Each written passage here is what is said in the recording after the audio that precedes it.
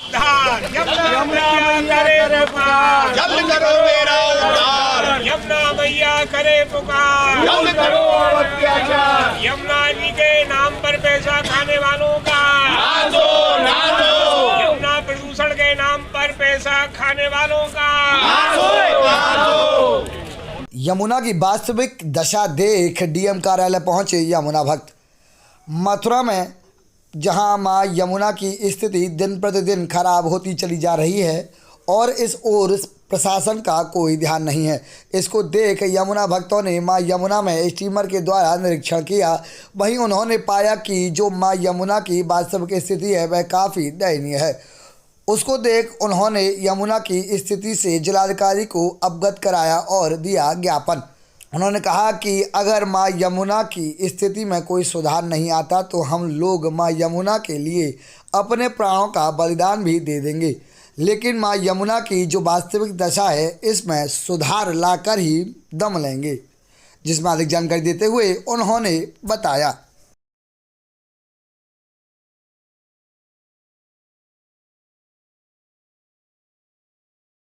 मतलब नेतृत्व हमारे अध्यक्ष के नाम से जो सभी हम लोग और ये पूरे माँ यमुना के जो पुत्र हैं कि एक दिन आप हम पर कृपा करें और आप हमारे साथ यमुना पे थोड़ा सा देखें तो फिर आप समझ पाएंगे कि इतनी खराब स्थिति हुई कि ये चला जा रहा है यमुना की तट का। और उन लोगों ने क्या किया है, 4-5 नाली जो उनको टीप करके और जंगलों में नाली खोदी है और बड़ा रूप में बड़ी बड़ी नाली। तो जो तो यही कहेगा कि इससे अच्छा तो मर जाना उत्तम है।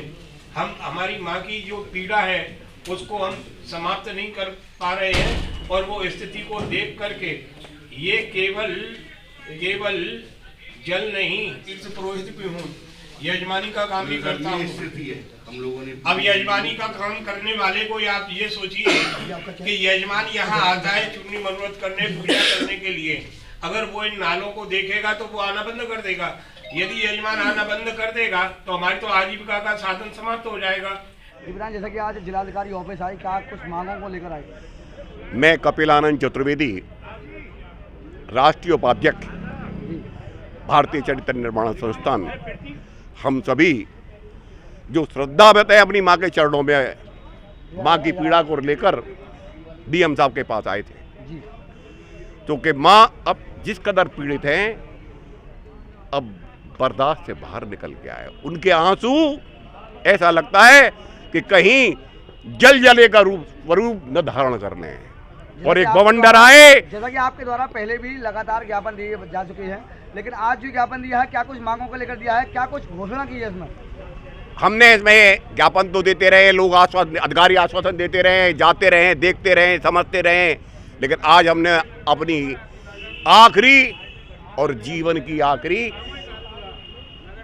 उनके सामने पीड़ा का व्यक्त की है कि इसमें जो हमने समय दिया है 15 दिन का, या तो इस 15 दिन के अंदर वो कुछ उचित कार्रवाई के माँ की पीड़ा को हरें, अन्यथा इतने पुत्र अपने जिंदगियों का स्वर्ग उनके करणों में कर देंगे कि आप उनकी लाशें उठाते उठाते थक जाएंगे और मथुरा में एक ऐसी ज्वाला उत्पन्न होगी कि अधिकारी वर्ग उसे संभालने में असहाय हो जाएगा और उसके लिए दोषी ये प्रशासन और यहाँ के लोकल नेता होंगे। माँ की पीड़ा ने क्यों इन चाटुकारों को और दलालों को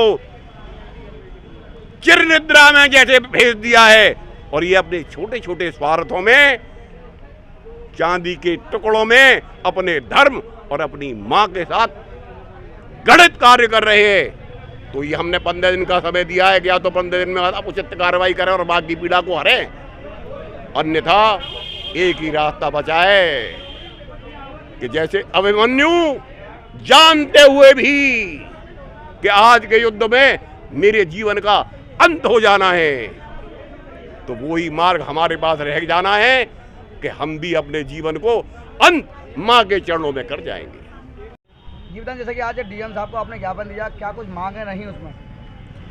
मैं तीर्थ पुरोहित महासंघ का ब्रज प्रांतीय अध्यक्ष लालजी भाई शास्त्री, हमने डीएम साहब को ज्ञापन सौंपा है और ज्ञापन सौंप करके एक ही बात कही है कि आप हमारे साथ नौका में विहार कीजिए और नौका में आप हमारे साथ भ्रमण करते हुए जो स्थिति है उसका अवलोकन करिए। यदि आपने उसका अवलोकन कर लिया तो हो सकता है कि आप अपने इस पद का त्याग कर देंगे, इतनी घृणा आपके मन में आ सकती है।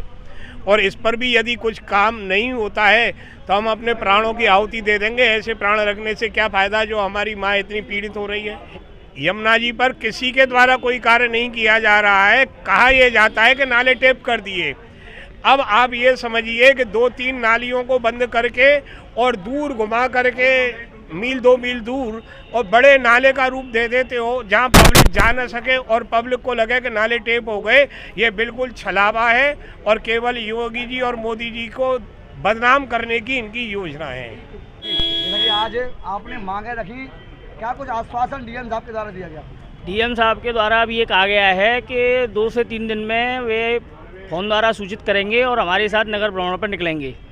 लेकिन मैं आपको बताना चाहता हूँ, ये सनातनियों की सरकार है और राम को लाए और शिव को लाए और कृष्ण को लाने की बात हो रही है। और कृष्ण की पटरानी यमुना जी की ऐसी दुर्दशा इनकी सनातनियों की सरकार में हो रही है। और ये मतलब जो राम को लाने की बात कर रहे हैं और कृष्ण को लाने की बात कर रहे हैं, और ये यमुना जी जो कि कृष्ण की पटरानी है उसके स्थिति को देखते हुए कुछ भी कार्य नहीं कर रही हैं। ये एक इनके लिए बहुत ही निंदनीय स्थिति है सरकार के लिए, चाहे वो योगी सरकार हो चाहे वो मोदी सरकार हो, दोनों विफल हैं इस पर। यमुना जी की जो हमने अभी 3 दिन पहले भ्रमण किया था उसकी वास्तविक स्थिति में ये पता चल रहा है कि सीधे सीवेज के नाले यमुना में शहर से दूर, शहर के जो 30 नाले हैं वो तो बंद दिखाई दे रही हैं, लेकिन उन्हीं नालों को मिला के ले जाकर एक जंगल में और सीवेज को सीधा डायरेक्ट यमुना में उतारा जा रहा है। उसकी ऐसी स्थिति है कि आप वहाँ जल हाथ में क्या वहाँ खड़े नहीं रह सकते हैं, इतनी बदबू है वहाँ, इतनी स्मेल है। हमने डीएम साहब से यही सवाल आई है कि आप हमारे संग चलें और वास्तविक स्थिति का वहाँ अवलोकन करें।